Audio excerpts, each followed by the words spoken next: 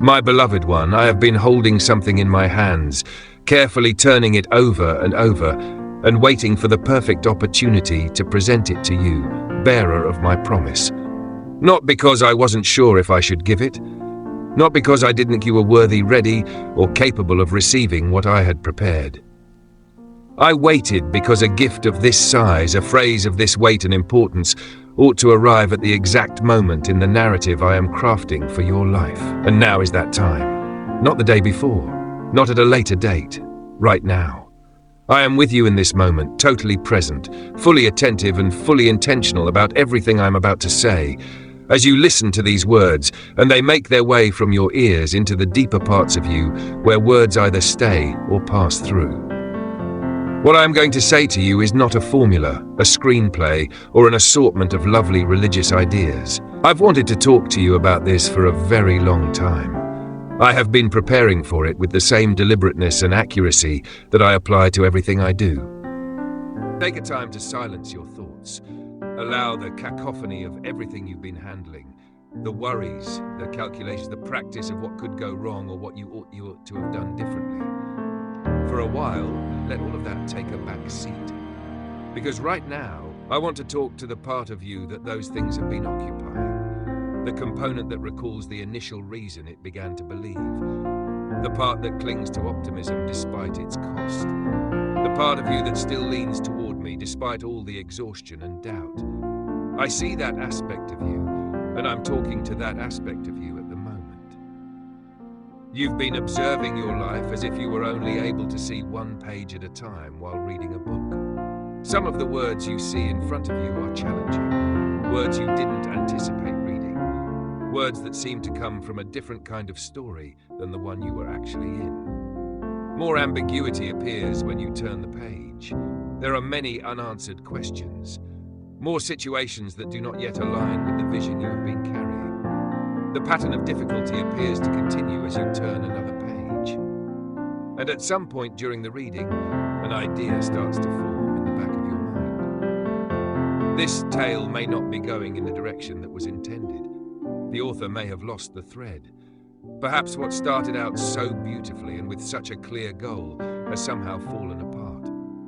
I want you to pause in the middle of that thought so I can talk straight into it. The thread has not been lost by the author. The thread is never lost by the writer. I put every word on every page of your life exactly where it belongs, chosen with consideration for the story's full arc. Every challenging word, every challenging paragraph, every chapter that seemed to go on longer than necessary or in a direction that didn't make sense from your point of view. All of these things are components of a story that I have been writing from the beginning. And one of the most amazing stories I've ever written is the one I'm telling via your life. Not because you've had an easy life, specifically because it hasn't been without difficulty. Specifically because it hasn't been without difficulty. Furthermore, there is space for genuine struggle, grace, and transformation in the story I'm telling, as well as a genuine witness that defies explanation. This is something you should know about what it's like to read a book while immersed in the narrative. The arc is not visible to you. You are unable to. The way that chapters 7, 19, and 23 are all contributing to the resolution in chapter 30 is invisible to the person standing in chapter 14. Only the current chapter is accessible to the resident of that chapter. When they ponder enough on what has already transpired, they might start to see trends and goals in the earlier chapters. However, the upcoming chapters are currently unreadable. Therefore, it is necessary to understand the current chapter without the clarity that the completed story would offer. That is not a problem with the experience. It is a component of what it means to be a part of an ongoing narrative. However, it is also the cause of the biggest misinterpretation that occurs in my kids' lives.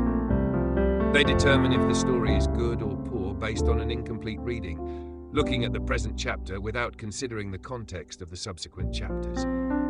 Avoid doing that, please.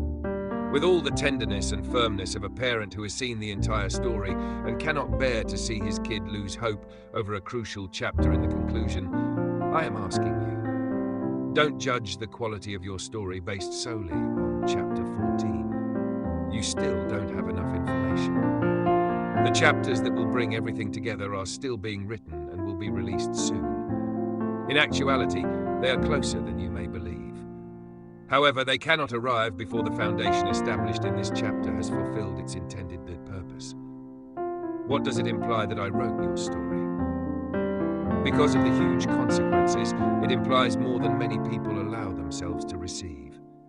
Nothing in your story entered without my knowledge if I am the author. I was not startled by anything. Nothing entered your life that I hadn't already included in the greater scheme.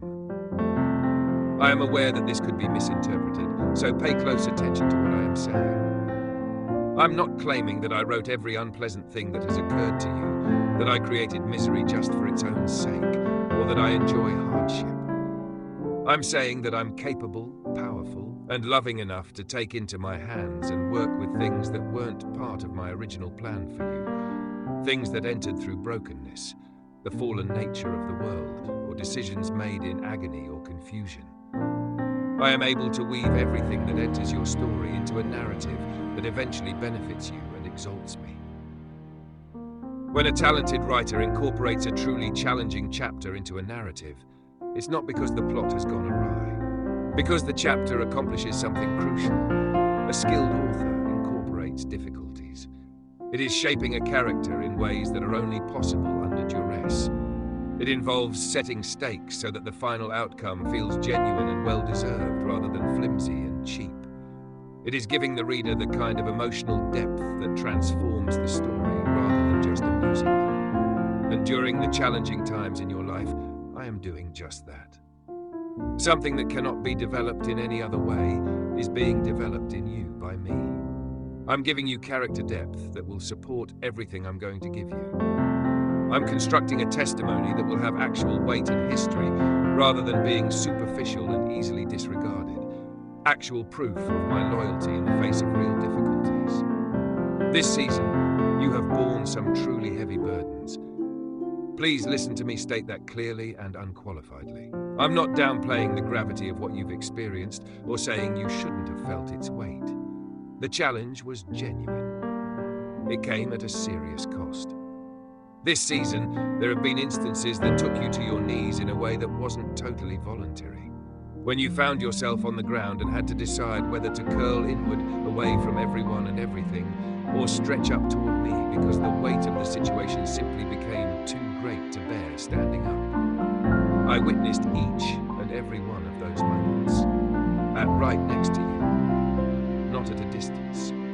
This season, there have been prayers that seemed to be ineffective, as if the words were vanishing before they could get to me. It felt as though you were speaking into an emotionless, unresponsive silence with no sign that anyone was listening. Because they affect the most fundamental aspect of a relationship, those moments of profound uncertainty are among the most agonizing.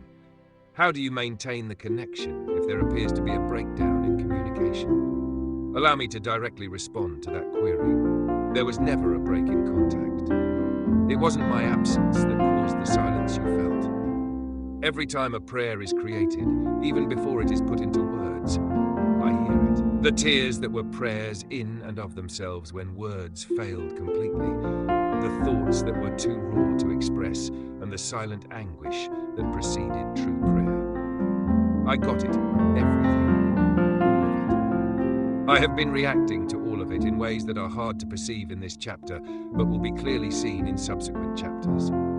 There have been times during this season when you were on the verge of abandoning a long-held belief, giving up on the particular thing you had been relying on me for, rather than giving up on me completely. The specific prayer that had been on your mind for what seemed like an excessive amount of time. Something gripped you and prevented you from letting go completely at those times of intense discouragement and an unbridgeable distance between your expectations and reality. I would like you to know what that was. Although your faithfulness has been genuine and I respect it, that was not your own strength. When you were too tired to hold yourself, that was my hand keeping you in place. That was the aspect of me that resides within you. That steadfast defender of hope and truth who refuses to give in when everything else wants to. I held on to you. When it seemed difficult to keep yourself, I supported you. I'm still keeping you too. I wish to instill this basic reality in your spirit, the foundation for everything else I'll say. The narrative is intact. I'll repeat that gently. As a result, it can move from the surface of your ears into the areas of a person where items truly reside or perish. The narrative is intact. The narrative was unbroken. I wrote every chapter with complete awareness of the author who is responsible for the entire story, even the ones that seemed the most damaged from the inside out. Each chapter was written with purpose. Each chapter was lovingly crafted. Every chapter was written with a deeper understanding of our future than could have been mapped from our current location. The narrative is currently being written. The pen has never ceased to move. The author has never abandoned the narrative, lost interest in it, or concluded that it was too difficult to carry on.